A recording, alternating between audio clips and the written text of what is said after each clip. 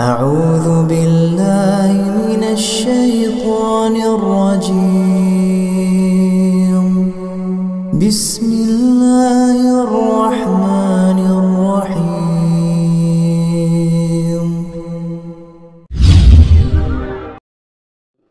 السلام عليكم ورحمة الله وبركاته.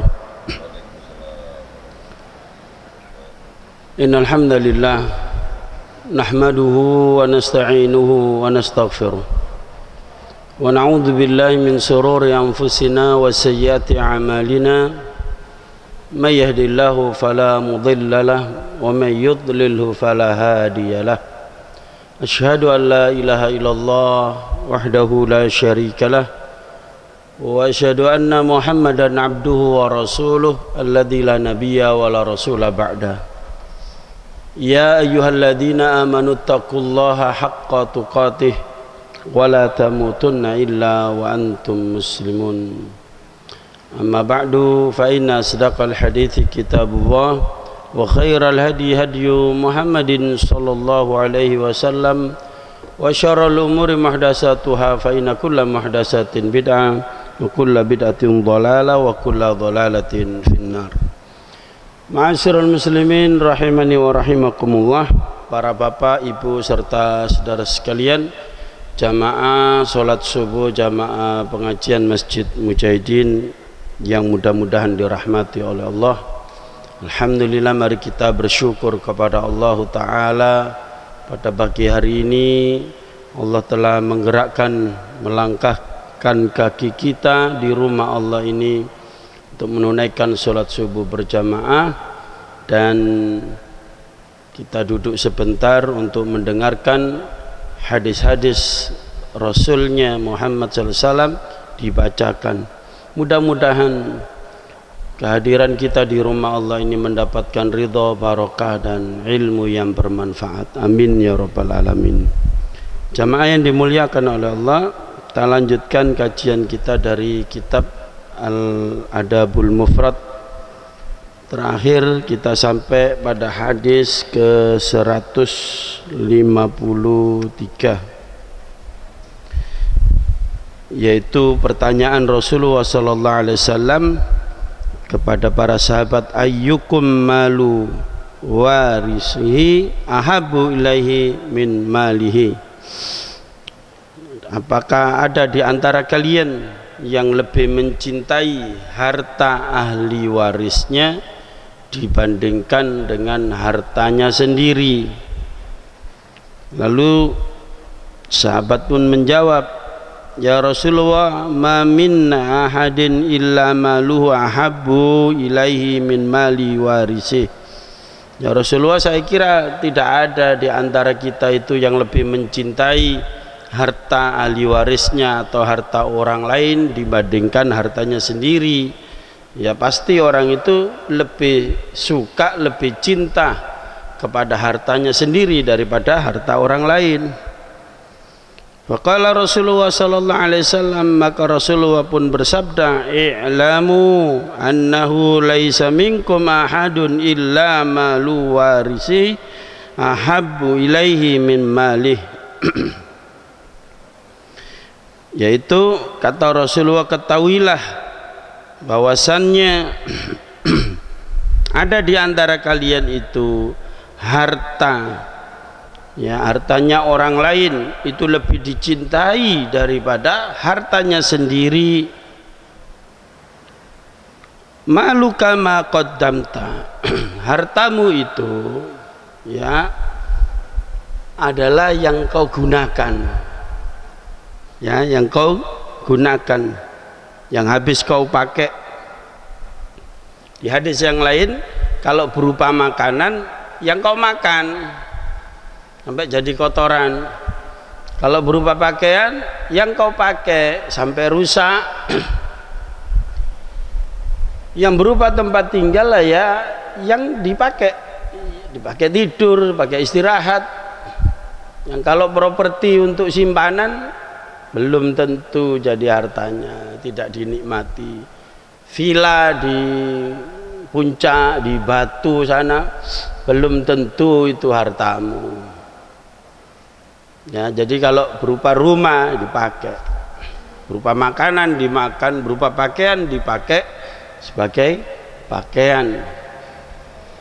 Dan yang disodakohkan itulah yang abadi, harta sebenarnya. Yang lainnya tadi musnah, tapi termasuk hartanya karena sudah dinikmati.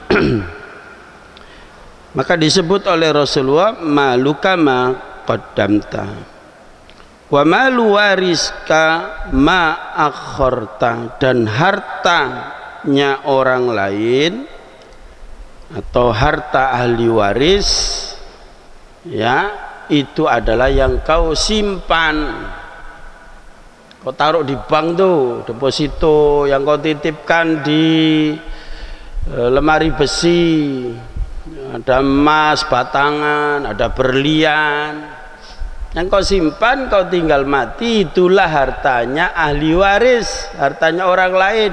Dan kebanyakan manusia sikapnya seperti itu, hadirin. Jadi pagi dicek saldonya di HP, m-bankingnya, oh sekian miliar, tidak tahu, kurang 1 jam dia mati, tidak tahu. Lebih dia cintai hartanya orang lain. Kalau sudah mati, hartanya siapa coba? Hartanya ahli waris. Orang kalau sudah meninggal dunia itu hartanya kembali ke Allah, kan dititipi sama Allah, karena nggak digunakan, tinggal mati, kembali ke Allah, sama Allah dibagi.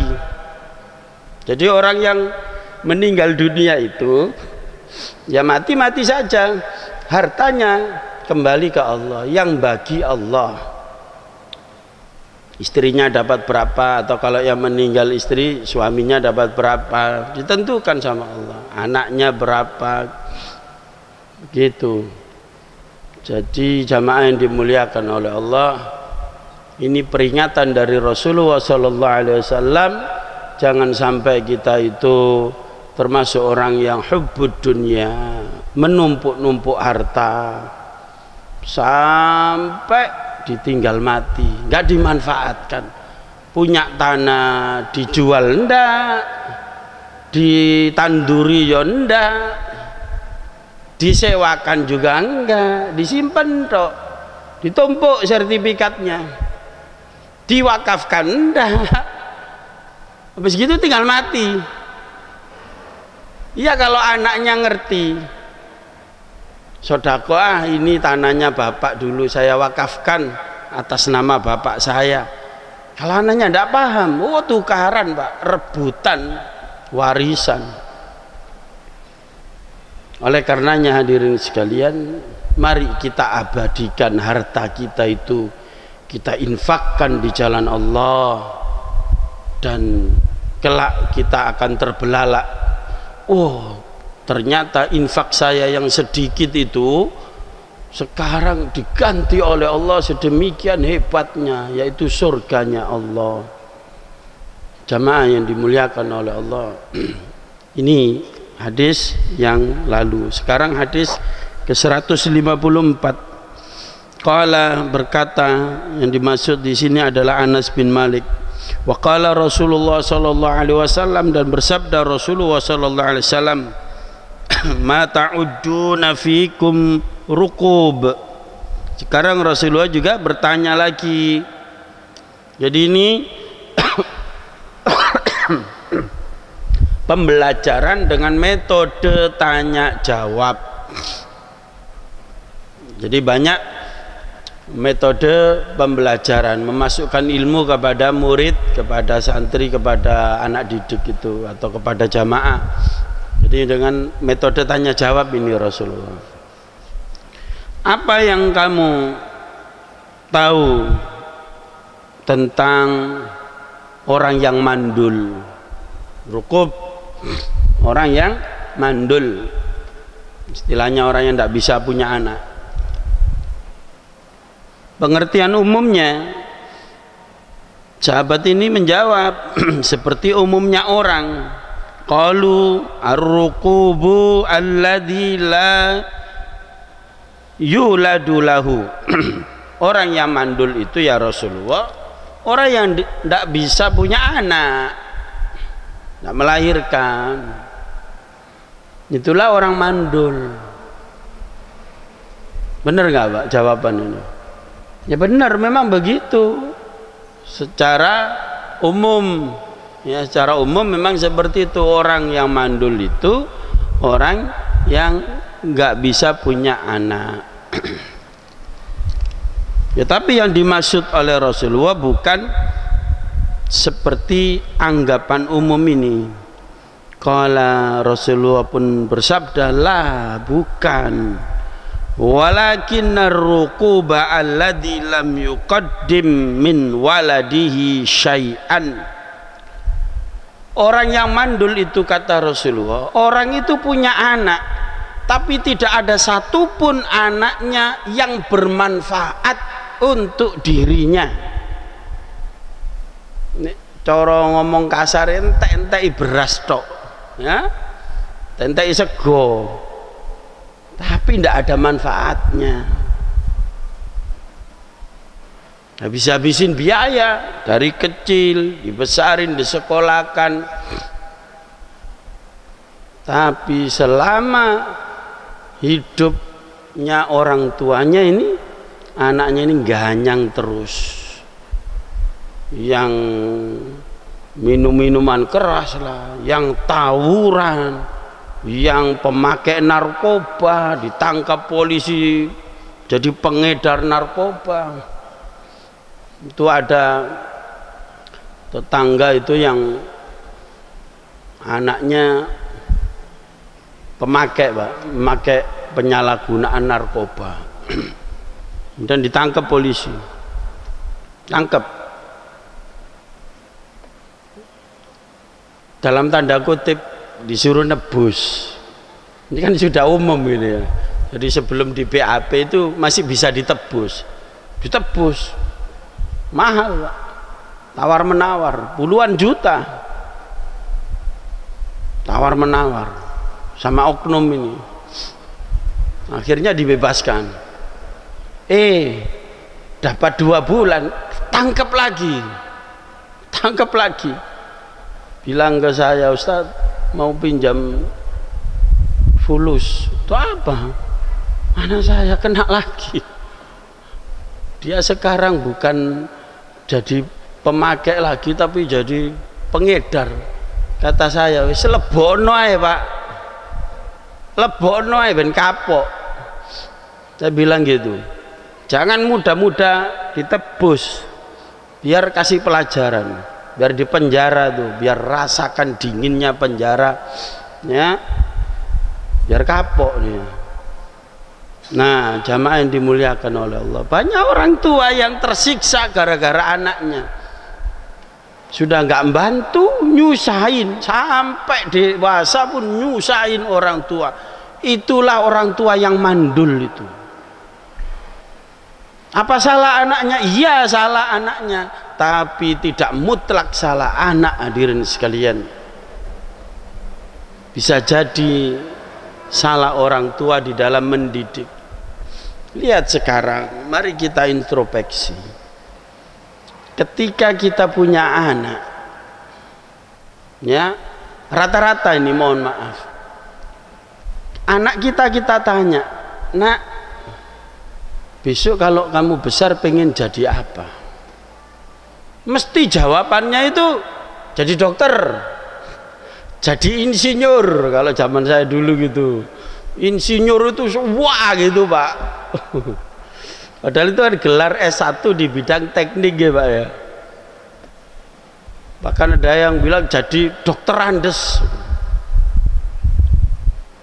Ada lagi pengen jadi presiden. Waduh, presiden itu se-Indonesia cuma 1. Ini cita-cita yang mentok dalam urusan kekuasaan.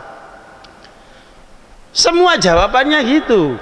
Rata-rata urusan-urusan dunia yang mendatangkan fulus. Makanya bapaknya, orang tuanya nyekolahkan di sekolah-sekolah sekuler. Yang bisa pinter matematika, yang bisa pinter fisika, yang jago bahasa Inggris, ya, begitu lulus cari perguruan tinggi favorit, dimodali. Begitu lulus kuliah, giliran orang tuanya yang bingung. Nak, sekolah wis entek akeh, kok nganggur awakmu? Bingung orang tuanya. Kenapa? Orientasinya dunia. Istilahnya kalau sudah ngeluarin modal balik laba.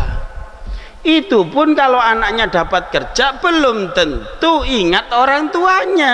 Betul nggak, Pak?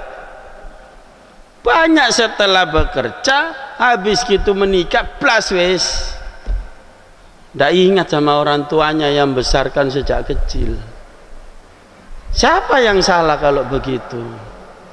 Ternyata para jamaah yang dirahmati oleh Allah, satu peristiwa itu melibatkan banyak hal. Kalau ada anak seperti itu yang tidak memberi manfaat pada orang tua, yang tidak memberi manfaat kepada agama, yang tidak memberi kontribusi yang baik, manfaat bagi bangsa dan negara, itu pertama salah orang tuanya. Kenapa? Karena Rasulullah sallallahu alaihi wasallam bersabda, kullu mauludin yuladu 'alal fitrah. Setiap bayi yang lahir itu membawa potensi baik. Di antaranya adalah potensi baik itu siap bertauhid, menghambakan diri kepada Allah, siap ibadah kepada Allah. Ini harus dipupuk. Lalu kenapa kok menjadi rusak, menjadi maksiat, menjadi durhaka? Bahkan puncak dari kedurhakaan menjadi Yahudi, menjadi Nasrani. Itu kan sebesar-besar dosa, Pak. Ya kalau ada orang korupsi itu dosanya nggak sebesar jadi orang yang murtad, kan? Ada apa kok bisa jadi rusak seperti itu? Yang rusak adalah fa'abawahu, orang tuanya salah mendidik. Itu tadi kalau ditanya anaknya jawabnya begitu. Karena waktu kecil sudah ditanamkan, waktu digendong, ndang gedena, ndang cepet pinter melaku, cepet melaku, pinter besok gede jadi dokter. Gitu dicekok itu dari kecil. Nggak ada kok besok kalau besar manfaat untuk agama.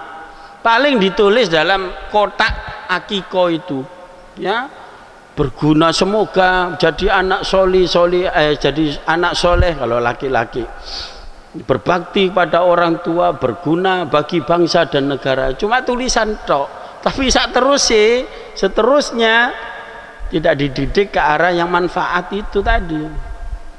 Jamaah yang dimuliakan oleh Allah, mari kita simak firman Allah, peringatan bagi kita di dalam surah Maryam ayat 59, surat ke-19 ayat 59. Wa khalafa min ba'dihim khalfun adha'us shalah wattaba'us syahawat fasawfa yalqawna ghayya.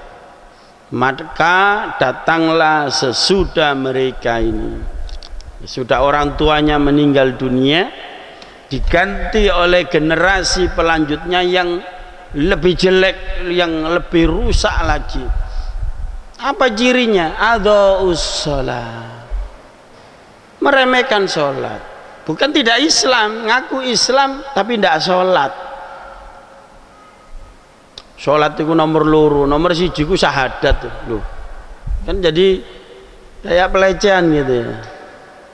Ya, meremehkan sholat. Padahal orang kalau sholatnya benar itu, kata Allah Ta'ala, inna sholata tanha anil fakhsya wal munkar. Sesungguhnya ya, para musolli, orang yang rajin sholat, orang yang betul menegakkan sholat, itu dapat memprotek dirinya, mencegah dirinya dari perbuatan keji dan mungkar. Maka koruptor itu saya 100% yakin dia tidak mendirikan sholat. Iya sholat, tapi tidak mendirikan sholat. Kenapa? Karena perbuatannya mungkar. Loh itu Pak Haji Ustaz, Pak Haji, tapi nganakno duwe, rentenir, tukang riba. Dia bukan musolli, walaupun sholat, ya walaupun mengerjakan sholat, bukan mendirikan sholat. Nah begitu para jamaah. Kalau kita ini sholatnya benar, pasti kita tercegah dari perbuatan keji dan mungkar. Termasuk anak yang kena narkoba, minum minuman keras, pakai tato, tawuran, jadi pangker di jalan-jalan itu, jadi preman, itu pasti meninggalkan sholat. Sudah jaminan ini kata Allah seperti itu. Kenapa gandengannya? Wattaba'us syahawa. Kalau sudah berani meremehkan sholat, ya pasti dia nuruti hawa nafsunya.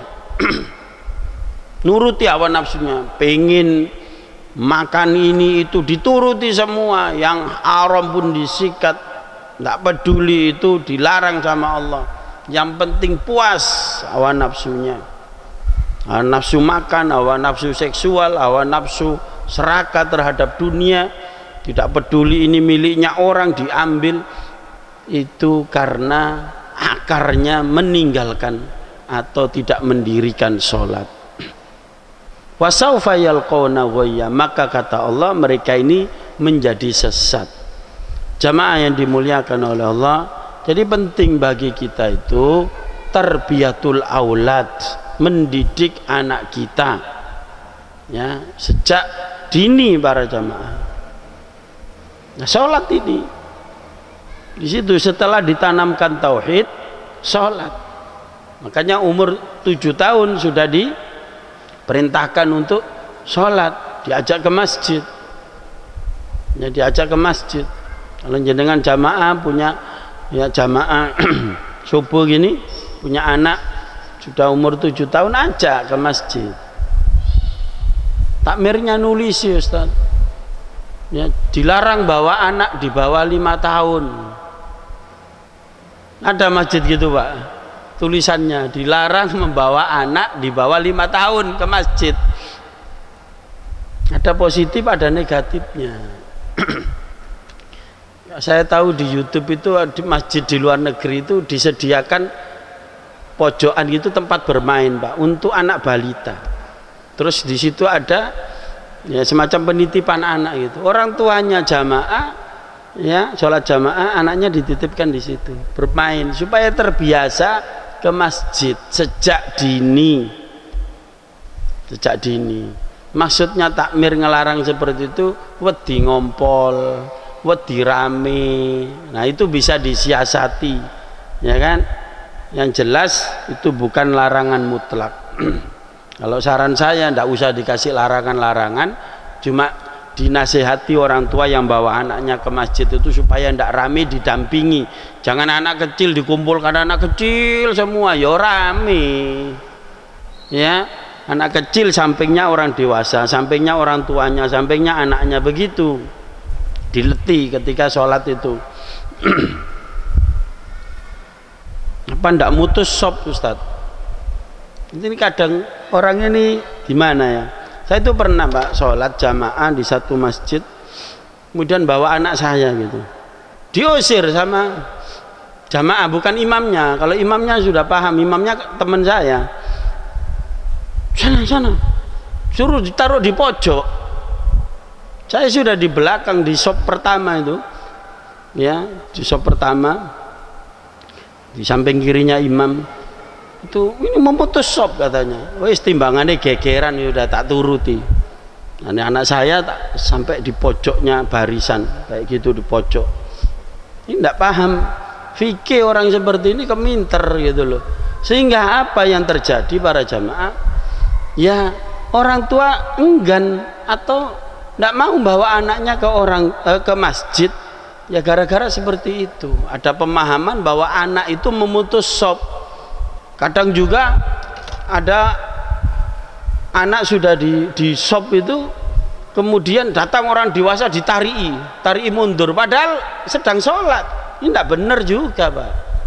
Sampean tuh kok telat, salahnya telat ya, ambil sop yang kosong di belakang kan gitu. Nah begitu kan bisa disiasati, diatur. Jadi tidak mutlak itu anak tidak boleh ke masjid, jangan. Biasakan ke masjid, itu termasuk bagian dari tarbiyatul aulad, membiasakan sholat, pendidikan anak. Bahkan kata Rasulullah, kalau sudah umur 10 tahun sik mokong ndak mau sholat, pukulen, disuruh mukul sama Rasulullah. Kenapa? Karena yang dosa itu bukan anak, Pak, tapi panjenengan. Iya kan, anak umur 10 tahun kan belum balik gitu. Nggak tahu kalau sekarang ya, masih SD kelas berapa tuh, kelas 5 atau kelas 4 ya. Tapi kalau dia ndak sholat disuruh mukul sama Rasulullah. Ini bagian dari pendidikan. Nah begitu jamaah yang dimuliakan oleh Allah. Jadi supaya kita ini tidak dianggap oleh Rasulullah SAW sebagai orang mandul, maka kita kader anak kita ini menjadi rijal. Rijal itu adalah penegak agama Allah. Kapan itu? Ya sejak kecil. Sejak kecil sudah disiapkan. Tidak bisa menjadi rijal, pejuang, penegak agama Allah itu instan, tidak bisa. Karbitan tidak bisa, orbitan juga tidak bisa, tidak akan langgeng. Dikader sejak kecil, bahkan sejak pemilihan jodoh, kemudian sejak dalam kandungan. Begitu jamaah yang dimuliakan oleh Allah. Jadi mari kita ini memikirkan generasi kita, ya. Sebab begini para jamaah, kalau negeri kita yang kita cintai ini jadi rusak, itu pasti karena ulahnya orang yang ngaku beragama Islam. Betul nggak, Pak? Yang memenuhi penjara itu loh, kalau dilihat KTP-nya kan Islam. Masa Islam ngajarkan mencuri, ngajarkan korupsi, ngajarkan membunuh orang tanpa hak, ngajarkan memperkosa? Masa begitu? Kan enggak. Jadi kalau negeri kita ini tidak aman, rusak, ya, kriminalitas meningkat, itu pasti ulahnya oleh orang yang ngaku Islam. Kenapa kok bisa begitu? Karena orang Islamnya tidak mengamalkan Islam. Kenapa tidak mengamalkan Islam? Karena jauh dari ajaran Islam, tidak paham tentang ajaran Islam, atau salah paham tentang ajaran Islam. Segala ilmu dikuasai, bahasa asing dikuasai, bahasa Arab tok sing ndak paham. Iya, segala ilmu dikuasai, tapi ilmu din, hukum-hukum Islam tidak paham. Nah, itu yang terjadi, sehingga banyak orang melakukan kejahatan-kejahatan seperti itu. Oleh karenanya kita siapkan generasi robbani, ya, generasi yang siap untuk mengamalkan Islam. Nah, gimana caranya, Pak? Ya bersinergi, termasuk di pesantren-pesantren. Jangan malah dicurigai, ya kan? Kalau ada aktivis masjid, pengajian anak-anak muda itu bawaannya curiga, wae ate lapo. Pesantren juga gitu, dicurigai. Sampai ada 198 pesantren yang berafiliasi ke terorisme. Ya Allah, naudzubillah min dzalik. Dan akhirnya minta maaf kemarin itu pejabatnya. Kenapa kok nggak gereja gitu? Kenapa kok nggak, maaf ini kan institusi pendidikan pesantren itu ya. Kenapa kok nggak kampus gitu? Ya kan? Kenapa kok nggak kampus? Ada misalnya 100 kampus universitas yang terpapar atau berafiliasi kepada terorisme. Kenapa kok harus pesantren gitu loh? Ini kan berdasarkan BAP, pengakuan dari terduga itu. Loh, memangnya yang terduga itu tidak pernah sekolah, tidak pernah kuliah, ya kan? Harusnya dirilis dong. SMA negeri sekian itu, terus kemudian SMA apa gitu kan, harusnya begitu kalau mau adil. Kok pesantren tok? Saya curiga ini ada apa gitu loh. Masalahnya saya ini pengelola pesantren, Pak. Pada saat-saat seperti ini cari apa itu pembukaan santri baru. Lah kok dibom dengan apa itu 198 pesantren terlibat atau terafiliasi dengan terorisme. Nah, tapi akhirnya minta maaf. Ya dibuka saja nama pesantrennya apa gitu, diumumkan gitu loh. Sekalian biar orang itu tidak takut ya ke apa itu mendaftarkan anak ke pesantren. Kalau dibiarkan ngambang, tidak ada rilis resmi, hanya apa itu meme-meme yang beredar liar, itu orang bisa nambah-nambah itu, ya kan? Nah, kalau memang terlibat ya tindak aja. Tapi kabarnya itu memang sudah ditindak kan begitu. Bahkan ada yang sudah tidak lagi jadi mitranya, tapi tetap dicantumkan. Ya, itu masalah kan begitu. Harusnya dihapus dong. Nah, supaya apa? Supaya yang lain itu tidak tanda tanya. Nanti jadi stigma buruk. Maksud kita itu ingin memperbaiki umat, mendidik generasi menjadi baik supaya tidak terkena narkoba, miras, dan kejahatan-kejahatan yang lainnya. Nanti orang takut daftarkan anaknya ke pesantren. Oh, kok cocok tadi teroris. Wah, sudah. Maka kita kalau seperti itu ngikuti maunya setan kan. Setan itu banyak cara, Pak, untuk menjauhkan umat Islam atau umat manusia ini dari kebenaran.